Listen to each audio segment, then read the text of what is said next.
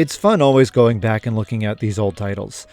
Titles before the certain point where everything started being standardized. You know what I'm talking about. Games where the analog sticks were controlling punches and kicks, as opposed to what it is today, which is general movement and camera movement. Or where the trigger buttons are for primary attacks, where nowadays they're for your other actions on the controller. It's in here where you can find some very interesting and strange things. While I was going through the Game Boy Advance collection, I ended up happening across one of the games called DK King of Swing. It's a game that I was always very fascinated with, always interested in playing, and for the longest time, it was very difficult to actually come across because I didn't have a Game Boy Advance when I was growing up. And when eventually I found out, oh, this exists, it became probably one of the hardest games to find. I think even nowadays, it's still pretty hefty in price when it comes to buying it. So getting a chance to play it, it's always quite fun. The game was originally developed by a company called Paon DP. They have their hands in the industry for a very, very long time. They were founded in 1999, and they're still actively going, developing games even up to today.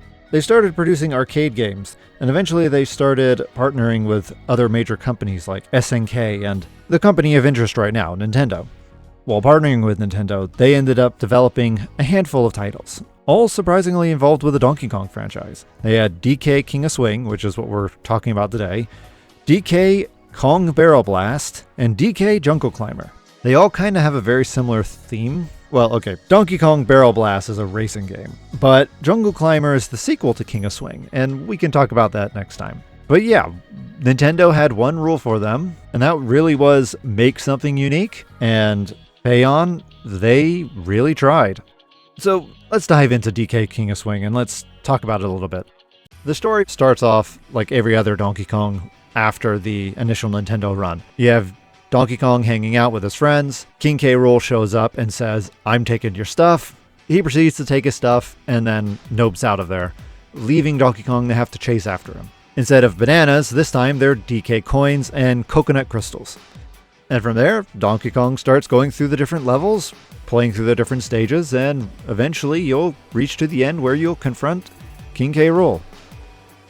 The story is very standard, and I kind of like that. It's nice and simple. It allows you to focus more on the gameplay, and there is a lot to enjoy here with the gameplay. When you hop in, the very first thing that happens is you get treated with a tutorial, a rather lengthy one to explain a very simple concept. You have two bumpers. You have your left bumper and you have your right bumper. Left bumper makes you move left, right bumper makes you move right, and when you're up in the air, it makes you grab with your left hand or makes you grab with your right hand appropriately. And then from there, you'll just spin around and grab onto the tiles that you can grab. You hold down both buttons, you charge up a dash, and then you can launch yourself forward. Very simple. I don't know why the tutorial took so long to go through, but once you're through the tutorial, then you start going through the different stages. And the fun thing about this is that each stage is very unique. They tried to introduce a completely different mechanic in each stage. Some stages can be a bit slippery so that you'll fly off the edge, and you have to worry about momentum and maintain proper momentum. Some stages have little dials and knobs so that you'll have to activate things by pulling them down, or you'll have to make sure you're rotating in the proper direction in order to maximize your speed boost. Some have water mechanics, some have Donkey Kong flying in barrels. It's surprising how diverse each stage can be. And as you play through, you'll quickly find that each stage is very unique. Even the boss battles try to keep with the uniqueness, as each one uses different mechanics that you learned from the previous stages. One thing to note is that as you progress through the levels, difficulty stays relatively the same. For instance, I never really found it too difficult starting off in the jungle, and then as I make it my way through the desert, and then into the ocean. While the mechanics did increase in complexity, the difficulty stayed relatively the same. The mechanics are quite janky, and the developers, they really took this into account to try and maximize the amount of forgiveness the level can give you. Examples I can immediately think of is when you're in the ice zone, because of the fact that you can easily slide everywhere on the frozen panels. I mean, as soon as you start moving with any form of speed, you'll just be sliding everywhere. And because of that, a lot of the panels, especially the frozen ones, are relatively large that give you a little bit of a wiggle room where, whoops, I went a bit too fast. I'm about to fly off. Let's try and course correct by grabbing a couple times. It does give you a lot of wiggle room for error, which is very nice. The big problem is near the end, the last stage. I feel that whenever people talk about the difficulty of this game, they're literally thinking of the last stage. Then if you want to experience the fury and frustration yourself, hop on ahead. I'm going to rant for maybe a minute about this one stage. So I've been enjoying this game immensely all the way through. There were a little bit of frustrations here and there, but that was just because of me trying to get a grasp of the mechanics, especially given that the entire game revolves around Donkey Kong turning and spinning in a circle. So understanding the dynamics of how to maximize a throw, when you should release on the circle in order to maximize the distance, this is a lot of fun little learning bits that you can pick up in order to really get into the game. But for the last stage, especially the last little bits, they threw out everything that you had learned.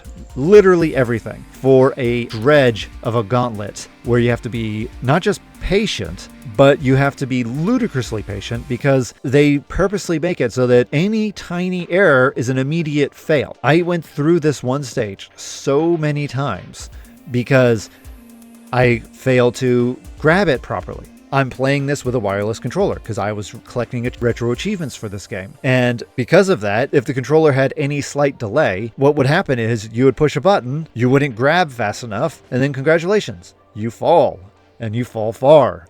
And there's no way to save yourself because the stage was designed where you have to be literally perfect to get to the very top. And you just keep falling over and over, and you have to repeat this over and over to the point where I was done playing the game by the time I finished it. I questioned if I should continue playing Diddy Kong mode because of this stage.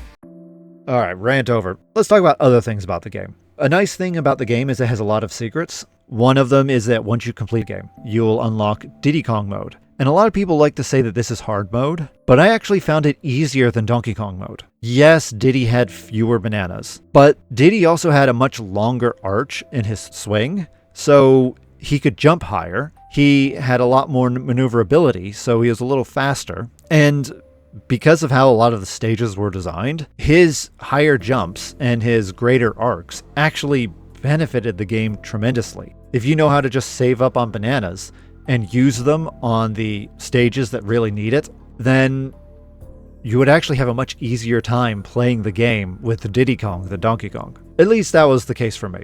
One thing that's nice about these old games is nowadays there's a group out there called Retroachivements where they're trying to add in little fun achievements into the games that didn't have them before. Something to kind of do once you enjoy the game and then you want to kind of continue enjoying it. I figured based off of what was displayed when I was looking at it, it would be fun to play the game and collect the achievements while I'm playing. And I think that was kind of a good call.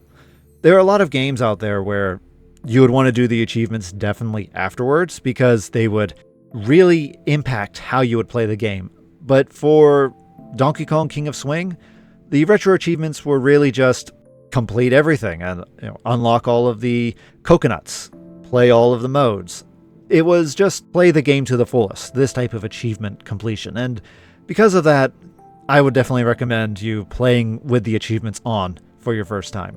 I will say, though, that while it is very doable to do a 100% mastery, that last stage made me just not want to continue with the time trial. So I'm going to forget about the time trial side of things and just enjoy the comfortable 80% that I have. I might go back to it next time, but yeah. But yeah, this is Donkey Kong King of Swing. It's a fun, unique game, very unique control style. It's definitely worth giving it a shot, especially if you want to try something that you've probably never played before, or something that you would never have expected. And yeah, look out for that last. I can't drop it. That last stage.